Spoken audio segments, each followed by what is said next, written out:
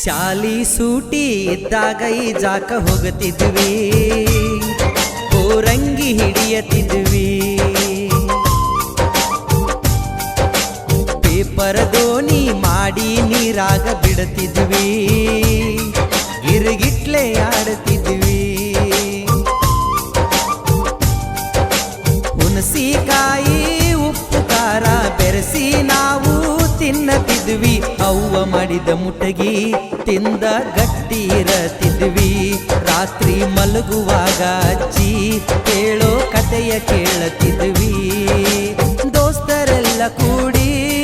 ಬುಗರಿ ಆಡತಿದ್ವಿ, ಹೇ ದೋಸ್ತರೆಲ್ಲ ಕೂಡಿ ಗಾಳಿ ಪಟ ಹಾರಿಸತಿದ್ವಿ, ಲಾಟಿನ ಬೆಳಕಿನ್ಯಾಗ ರಾತ್ರಿ ನಾವು ಓದತಿದ್ವಿ, ನಾವು ಶಾಲಿ ಕಲಿಯುವಾಗ